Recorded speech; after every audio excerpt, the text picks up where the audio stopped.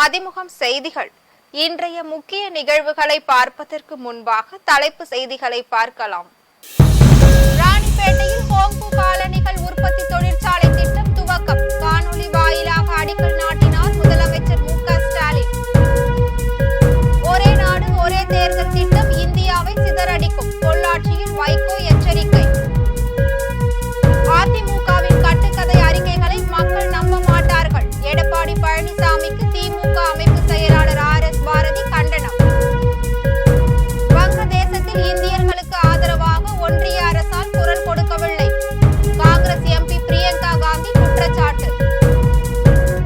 வேளாண் கடன் தொகையை 2 லட்சமாக உயர்த்தி வழங்கிட வேண்டும். கிளை வங்கிகளுக்கு ரிசர்வ் வங்கி உத்தரவு. ராணிப்பேட்டையில் ஹோங்பு காலணிகள் உற்பத்தி தொழிற்சாலைக்கு முதலமைச்சர் மு.க. ஸ்டாலின் காணொலி காட்சிகள் வாயிலாக அடிக்கல் நாட்டினார். மாநிலத்தில் அனைவரையும் உள்ளடக்கிய சீரான மற்றும் பரவலான வளர்ச்சியை உறுதி செய்திட தமிழ்நாடு அரசு பல்வேறு முயற்சிகளை மேற்கொண்டு வருகிறது. அந்த வகையில் ஹோங்பு நிறுவனத்திற்கு ராணிப்பேட்டை மாவட்டம் சிப்காட் பணப்பாக்கம் தொழில் பூங்காவில் 200 ஏக்கர் இடம் ஒதுக்கீடு செய்யப்பட்டுள்ளது.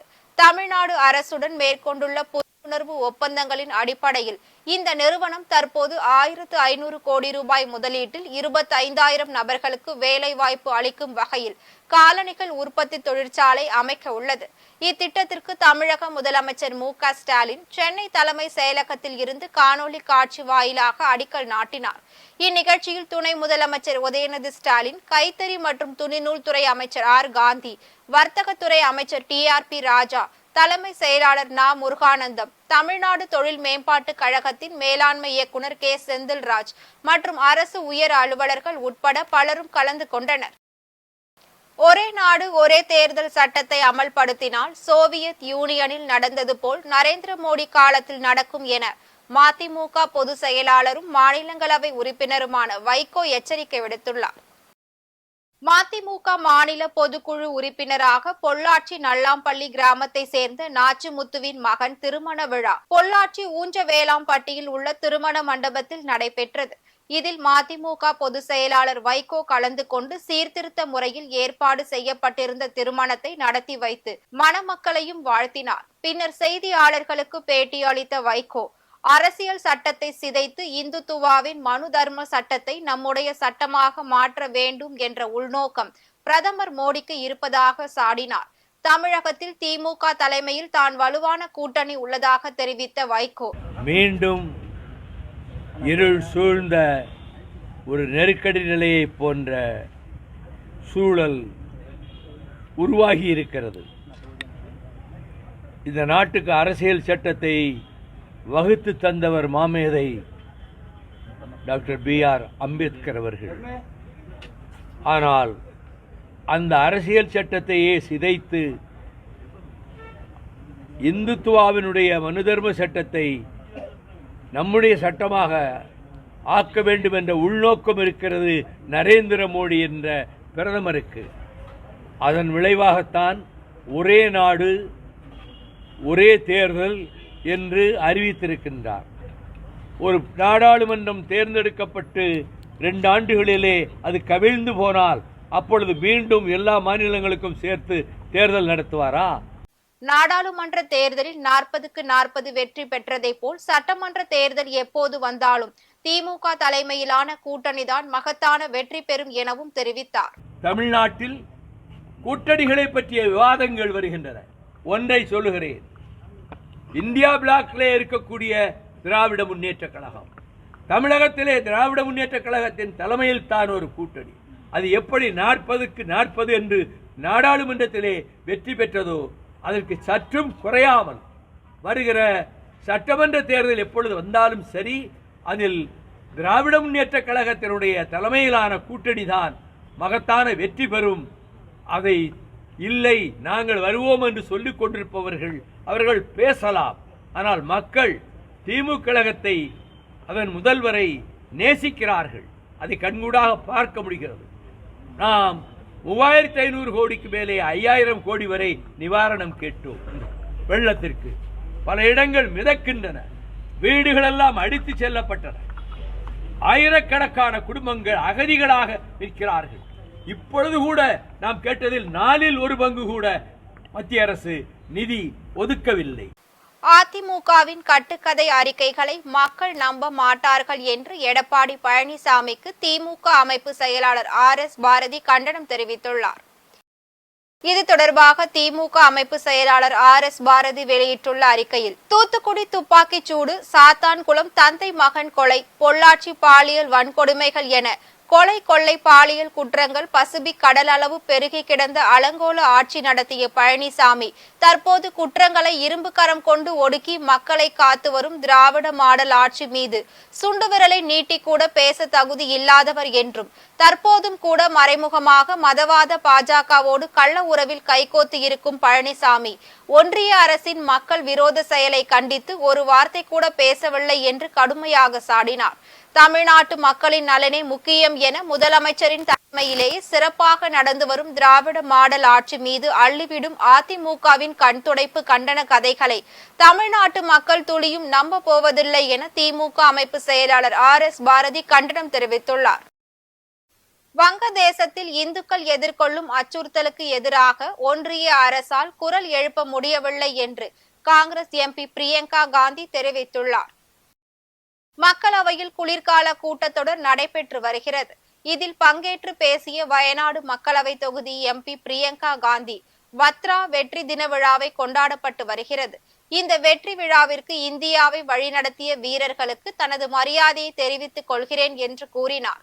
அதனைத் தொடர்ந்து பேசிய அவர், வங்கதேசத்தில் உள்ள சிறுபான்மையின இந்துக்கள் மற்றும் கிறிஸ்தவர்களுக்கு எதிராக நடக்கும் விஷயங்களுக்கு ஒன்றிய அரசு குரல் எழுப்ப வேண்டும் என்றும், ஒன்றிய அரசு வங்கதேச அரசுடன் பேச்சுவார்த்தை நடத்தி பாதிக்கப்பட்டவர்களுக்கு ஆதரவாக நிற்க வேண்டும் எனவும் கேட்டுக் கொண்டுள்ளார். வேளாண் கடன் தொகையை 2 லட்சமாக உயர்த்தி வழங்கிட ரிசர்வ் வங்கி உத்தரவிட்டுள்ளது. இது குறித்து தமிழ்நாடு விவசாயிகள் சங்கத்தின் தலைவர் S குணசேகரன் மற்றும் பொதுச் செயலாளர் PS மாசிலாமணி ஆகியோர் வெளியிட்டுள்ள அறிக்கையில், சொத்து அடமானம் இல்லாது வேளாண்மைக்காக இதுவரையில் வழங்கப்பட்டுள்ள விவசாயிகளுக்கான கடன் உச்சவரம்பு 1,60,000 ரூபாயை 2 லட்சம் ரூபாயாக உயர்த்தி வழங்கிட அனைத்து வங்கிகளுக்கும் ரிசர்வ் வங்கி உத்தரவிடப்பட்டுள்ளது. மேலும் இந்த தொகையை வரும் ஜனவரி 1 முதல் வேளாண்மை மற்றும் வேளாண் சார்ந்த தொழில்களுக்கு பெற்றுக் கொள்ளலாம் எனவும் தெரிவித்துள்ளது. உலக செஸ் சாம்பியன் குகேஷுக்கு சென்னை விமான நிலையத்தில் தமிழ்நாடு அரசு விளையாட்டு மேம்பாட்டு ஆணையத்தின் சார்பில் உற்சாக வரவேற்பு அளிக்கப்பட்டது.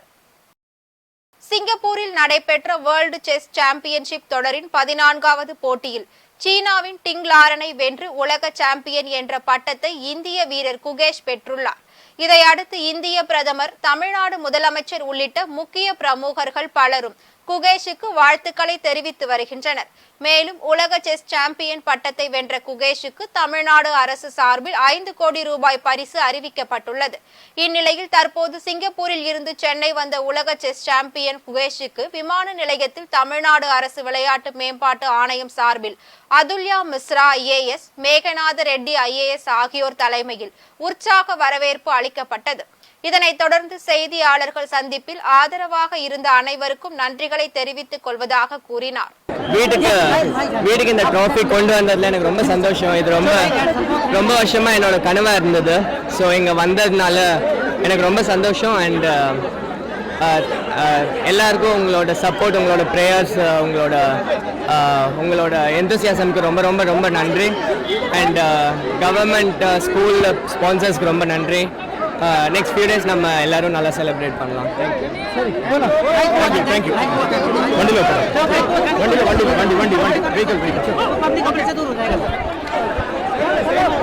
ஒரே நாடு ஒரே தேர்தல் ஜனநாயகத்தை கொன்றுவிடும் என முதல்வர் MK ஸ்டாலின் கண்டனம் தெரிவித்துள்ளார். ஒரே நாடு ஒரே தேர்தல் திட்டம் சர்வாதிகாரத்திற்கு வழிவகுக்கும் என்று முதலமைச்சர் MK ஸ்டாலின் கண்டனம் தெரிவித்துள்ளார். இது தொடர்பாக அவர் வெளியிட்டுள்ள பதிவில், ஒரே நாடு ஒரே தேர்தல் முறை நமது நாட்டின் அரசியல் அமைப்புக்கு எதிரானது என்றும், ஒரே நாடு ஒரே தேர்தல் மசோதா நிறைவேற்றி திட்டம் அமலானால் அரசியலமைப்பு சட்டமே அர்த்தமற்றதாகிவிடும் என்றும், இதனால் மாநில சட்டமன்ற தேர்தல்கள் தங்கள் அரசியல் முக்கியத்துவம், மாநிலங்களின் பன்முகத்தன்மையை அழித்து சர்வாதிகாரத்திற்கு வழிவகுப்பதோடு நாட்டின் பன்முகத்தன்மை, ஜனநாயகத்தை ஒரே நாடு ஒரே தேர்தல் முறை அழித்துவிடும் என்று தெரிவித்துள்ளார். மேலும் அதிபர் ஆட்சி முறையை அமல்படுத்தும் நோக்கில் ஒன்றிய அரசு இந்த திட்டத்தை கொண்டுவர முயற்சிப்பதாகவும் மக்களின் முக்கிய பிரச்சனைகளை தீர்ப்பதில் ஒன்றிய அரசு தோல்வி அடைந்து விட்டதாகவும் ஒரே நாடு ஒரே தேர்தல் முறையை இந்தியா கூட்டணி கடுமையாக எதிர்க்கும் என்றும் தெரிவித்துள்ளார். நெல்லை நம்பியாறு நதிநீர் இணைப்பு திட்டத்தை தமிழக சட்டப்பேரவை தலைவர் அப்பாவு திறந்து வைத்தார். நெல்லை மாவட்டத்தில் கடந்த சில தினங்களுக்கு முன்பு பெய்த கனமழையால் தாமிரபரணி ஆற்றில் வெள்ளப்பெருக்கு ஏற்பட்டுள்ளது. இதனால் தாமிரபரணி ஆற்றிற்கு வரும் நம்பியாறு, கருமேனி ஆறு நதிநீர் இணைப்பு வெள்ள நீர் கால்வாயில் இருந்து வெளியேற்றப்படும் நீரின் அளவானது 176 மில்லியன் கன அடி கொள்ளளவை அதிகரித்துள்ளது. எனவே நதிநீர் இணைப்பு திட்டத்தின் மூலம் கருமேனி ஆற்றில் உள்ள வெள்ள நீரை தமிழக சட்டப்பேரவை தலைவர் அப்பாவு திறந்து வைத்தார். இந்நிகழ்ச்சியின் போது நெல்லை எம்பி ராபர்ட் ப்ரூஸ் மற்றும் துறை சார்ந்த அதிகாரிகள் உடன் இருந்தனர். நூற்பாலை நிறுவனங்களுக்கு சிறப்பு திட்டத்தை அறிவித்த தமிழ்நாடு முதலமைச்சருக்கு நிறுவனத்தின் சங்கத்தினர் நன்றி தெரிவித்துள்ளனர். சென்னை தலைமை செயலகத்தில் தமிழக முதலமைச்சர் மு.க.ஸ்டாலின் அவர்களை சந்தித்து நூற்பாலை சங்கத்தினர் நன்றி தெரிவித்துள்ளனர். அதன் பின்னர் செய்தியாளர்களை சந்தித்து பேசிய அவர்கள், தமிழ்நாட்டில் நூற்பாலைகள் 45% மேல் செயல்பட்டு வரும் நிலையில் நூற்பாலைகளை மேம்படுத்த வங்கியில் பெறும் வட்டியில் 6% வட்டியினை இனி தமிழக அரசே ஏற்றுக்கொள்ளும் என்று அரசு அறிவித்துள்ளது. இந்த திட்டம் நூற்பாலை நிறுவனர்களிடையே வரவேற்பை பெற்றுள்ளதாகவும் இந்திய அளவில் இது போன்றதொரு திட்டம் வேறெங்கும் இல்லை என்றும் தெரிவித்துள்ளார். 15 வருஷங்களுக்கு மேலாக ஒரு 1,20,00,000 ஸ்பிண்டில் இருக்கிறது. இதை மாடர்னைசேஷன் செய்வதற்காக, அதாவது புதிதாக வந்திருக்கும் பில்களுக்கு இணையாக இருப்பதற்காக ஒரு வரலாறு காணாத ஒரு ஸ்கீம் தமிழ்நாடு கவர்மெண்ட் இன்னைக்கு அனௌன்ஸ் பண்ணியிருக்குது. அதாவது 6% interest subsidy scheme on modernisation. 15 வருட காலங்களுக்கு மேற்பட்ட நூல் ஆலைகளில் மாடர்னைசேஷன் செய்தால் அதற்காக 6% இன்ட்ரெஸ்ட் சப்சிடி தமிழ்நாடு கவர்மெண்ட் வழங்க இருக்கிறது. இது வராத ஒரு திட்டம். இந்திய அளவில் இந்த மாதிரி ஒரு திட்டம் எங்கேயுமே இல்லை. நம்ம முன்னோடியாக இருப்பதற்காக மாடர்னைசேஷன் தேவை. அதற்காக கவர்மெண்ட் எடுத்திருக்கக்கூடிய ஒரு அருமையான திட்டம். அந்த திட்டம் இதற்கு முன்னாண்ட மார்க்கெட் செஸ் கமிட்டி செஸ் என்றத இந்த ஆட்சி வந்ததுக்கப்புறம் உடனே அவங்க எடுத்தாங்க. அதுபோல் இது ஒரு பெரிய விதத்தில் நம்ம இண்டஸ்ட்ரியை சப்போர்ட் பண்ணோம். அதற்காக மாண்புமிகு முதலமைச்சரையும் நம்ம தொழில்துறை நம்ம டெக்ஸ்டைல் மினிஸ்டர் திரு காந்தி அவர்களையும் மற்ற அதிகாரிகளையும் சந்தித்து அவர்களுக்கு எங்கள் நன்றி கூறுவதற்காக நாங்கள் இங்கே வந்திருக்கிறோம். சபரிமலை ஐயப்பன் கோவிலில் 29 நாட்களில் 22.67 லட்சம் பேர் தரிசனம் செய்துள்ளதாக தேவஸ்தான அதிகாரிகள் தெரிவித்துள்ளனர். சபரிமலை ஐயப்பன் கோவிலில் சீசன் துவங்கிய நாளில் நாளொன்றுக்கு ஆயிரக்கணக்கான பக்தர்கள் தரிசனம் செய்து வருகின்றனர். இதனால் அங்கு பக்தர்கள் கூட்டம் அலைமோதி வருகிறது. பக்தர்கள் சுமூகமாகவும் பாதுகாப்பாகவும் தரிசனம் செய்வதற்கு தேவையான நடவடிக்கைகள் எடுக்கப்பட்டுள்ளது.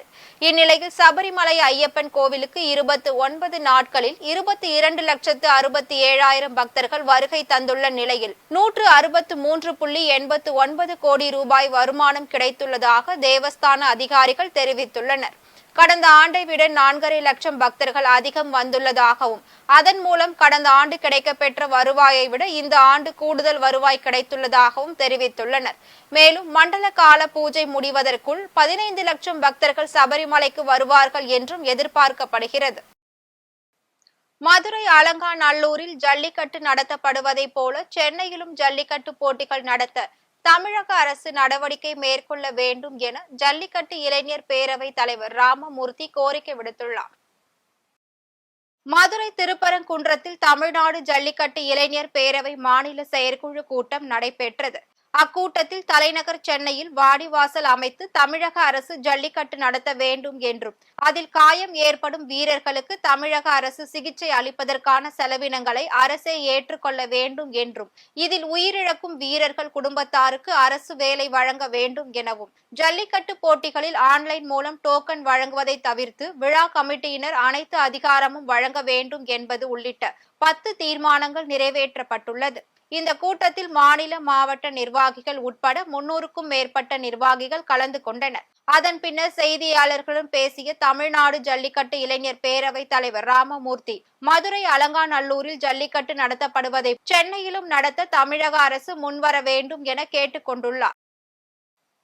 தருமபுரி அருகே நகராட்சி விதித்த தொழில் வரி விதிப்பை ரத்து செய்ய கோரி மாவட்ட ஆட்சியரிடம் விசைத்தறி உற்பத்தியாளர்கள் சங்கத்தினர் ஆர்ப்பாட்டத்தில் ஈடுபட்டனர். தருமபுரி மாவட்டத்தில் அண்ணா சகரம், ஒட்டப்பட்டி, பாரதிபுரம் உள்ளிட்ட 25க்கும் மேற்பட்ட கிராமங்களில் 10,000க்கும் மேற்பட்டோர் நெசவு தொழில் செய்து வருகின்றனர். இவர்களுக்கு தமிழக அரசு சிறு விசைத்தறியாளர்களுக்கு 1000 யூனிட் மின்சாரம் இலவசமாகவும் வழங்கி வருகிறது. இந்நிலையில் நகராட்சிக்கு உட்பட்ட அண்ணா சாகரம் பகுதியில் கைத்தொழில் செய்து வரும் விசைத்தறியாளர்களுக்கு நிலவரி அமல்படுத்தும் நோக்கில் ஒரு அடிக்கு 12 ரூபாய் வரி விதித்துள்ளது. எனவே இதனை ரத்து செய்ய வலியுறுத்தி மாவட்ட ஆட்சியர் அலுவலகத்தில் 200க்கும் மேற்பட்ட நெசவாளர்கள் மனு அளித்துள்ளனர். வேலூரில் சிறுவன் மற்றும் தாய் வீட்டில் சடலமாக மீட்கப்பட்டுள்ள நிலையில் காவல்துறையினர் தீவிர விசாரணை மேற்கொண்டு வருகின்றனர். வேலூர் அடுத்த அலமேலு மங்காபுரம் அழகிரி நகர் பகுதியை சேர்ந்த நந்தகுமார் என்பவரின் மனைவி நித்யஸ்ரீ மற்றும் மகன் யோகேஸ்வரன் வீட்டில் மர்மமான முறையில் உயிரிழந்துள்ளனர். இது குறித்து தகவல் அறிந்து வந்த காவல்துறையினர் சடலத்தை மீட்டு அரசு மருத்துவமனைக்கு அனுப்பி வைத்தனர். அதனை அடுத்து நந்தகுமாரிடம் நடத்தப்பட்ட விசாரணையில் கணவன் மனைவி இடையேயான சண்டையில் நித்யஸ்ரீ தற்கொலை செய்து கொண்டதாக தெரிவித்துள்ளார். பின்னர் இந்த சம்பவம் குறித்து வழக்கு பதிவு செய்து விசாரணை மேற்கொண்டு வருகின்றனர். பல்வேறு மாவட்டங்களில் நடைபெற்ற நிகழ்வுகளை களத்தில் மதிமுகம் பகுதியில் பார்க்கலாம்.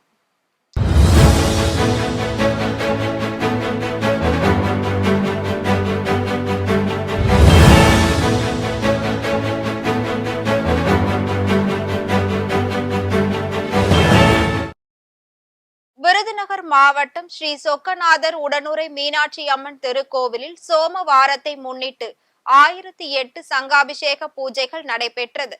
இதில் திரளான பக்தர்கள் பங்கேற்று சுவாமி தரிசனம் செய்தனர். அரியலூர் மாவட்டத்தில் ஒப்பில்லாத அம்மன் திருக்கோவிலில் 82 ஆண்டுகளுக்கு பின்னர் தேரோட்டம் நடைபெற இருப்பதால் ஆக்கிரமிப்பு நிலங்களை அகற்றித்தர வலியுறுத்தியும் சாலைகளை சீரமைத்து தர கோரியும் மாவட்ட ஆட்சியரிடம் கோவில் நிர்வாகிகள் மற்றும் பொதுமக்கள் கோரிக்கை மனு அளித்துள்ளனர். திருவண்ணாமலையில் லட்சக்கணக்கான பக்தர்கள் சுவாமி தரிசனம் செய்திருப்பதால் குப்பைகளை அகற்ற 4000 தூய்மை பணியாளர்கள் பணியில் ஈடுபடுத்தப்பட்டுள்ளனர். இதுவரையில் 250 டன் குப்பைகள் அகற்றப்பட்டுள்ளதாக மாவட்ட ஆட்சியர் பாண்டியன் தெரிவித்துள்ளார். மதுரையில் வெளிநாடு செல்லும் தொழிலாளர்களுக்கான பயிற்சி வகுப்பு மற்றும் விழிப்புணர்வு நிகழ்ச்சி காந்தி அறக்கட்டளை நிறுவனர் வெங்கடேசன் தலைமையில் நடைபெற்றது. இதில் 100க்கும் மேற்பட்ட தொழிலாளர்கள் பங்கேற்று பயனடைந்தனர். வேலூர் மாவட்டம் தோட்டப்பாளையம் அருகே சாலை ஓரம் நின்று கொண்டிருந்த லாரியின் மீது மோதி விபத்துக்குள்ளானது. இதில் அஸ்வினி என்ற பெண் சம்பவ இடத்திலேயே உயிரிழந்துள்ளார். இது குறித்து மாவட்ட வடக்கு காவல்துறையினர் வழக்கு பதிவு செய்து விசாரணை மேற்கொண்டு வருகின்றனர்.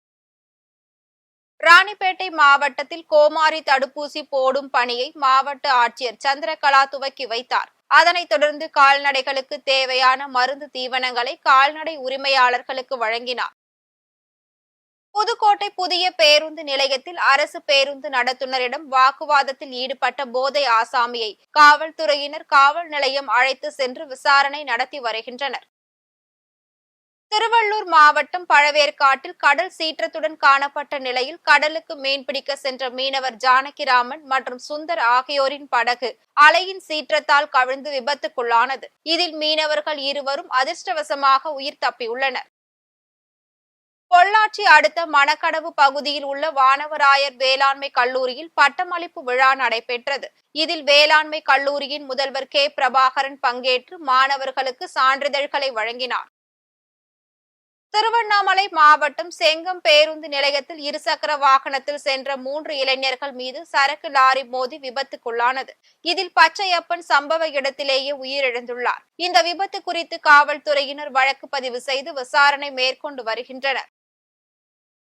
ராணிப்பேட்டை மாவட்டம் ஆற்காடு அருகே தமிழக அரசு சார்பில் பால் கொள்முதல் நிலையம் கட்டிடம் கட்டப்படும் என அறிக்கை வெளியிட்டிருந்தது. இந்நிலையில் பணிகள் துவங்குவதற்கு காலதாமதம் ஆனதால் பணிகளை உடனே துவங்க வலியுறுத்தி பால் உற்பத்தியாளர் சங்கத்தினர் ஆர்ப்பாட்டத்தில் ஈடுபட்டனர். கூலி தொழிலாளரை கொலை குற்றத்தை ஒப்புக்கொள்ளும்படி காவல்துறையினர் தாக்கியதாக மாவட்ட காவல் கண்காணிப்பாளர் அலுவலகத்தில் பாதிக்கப்பட்ட பெண் புகார் அளித்துள்ளார்.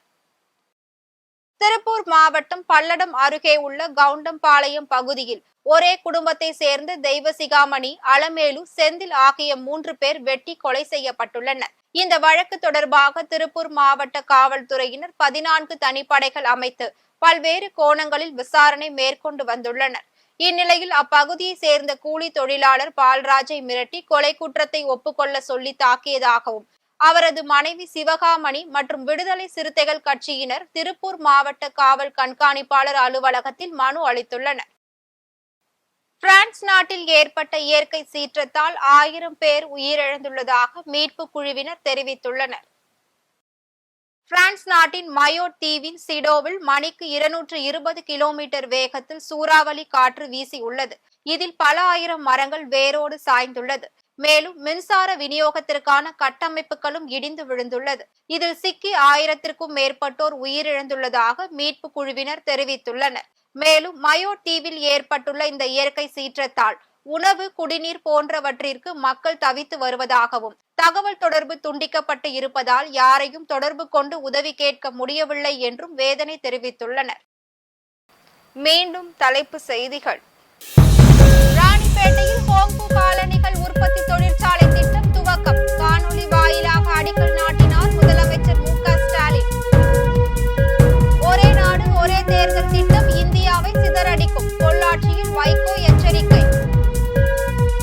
அதிமுகவின் கட்டுக்கதை அறிக்கைகளை மக்கள் நம்ப மாட்டார்கள். எடப்பாடி பழனிசாமிக்கு திமுக அமைப்பு செயலாளர் RS பாரதி கண்டனம். வங்கதேசத்தில் இந்தியர்களுக்கு ஆதரவாக ஒன்றிய அரசால் குரல் கொடுக்கவில்லை. காங்கிரஸ் MP பிரியங்கா காந்தி குற்றச்சாட்டு. வேளாண் கடன் தொகையை 2 லட்சமாக உயர்த்தி வழங்கிட வேண்டும். கிளை வங்கிகளுக்கு ரிசர்வ் வங்கி உத்தரவு. இத்துடன் செய்திகள் நிறைவடைந்தன. மீண்டும் செய்திகள் காலை 8 மணிக்கு. மேலும் செய்திகளை தெரிந்து கொள்ள மதிமுகம் பிரைம் யூடியூப் தளத்தில் இணைந்திருங்கள்.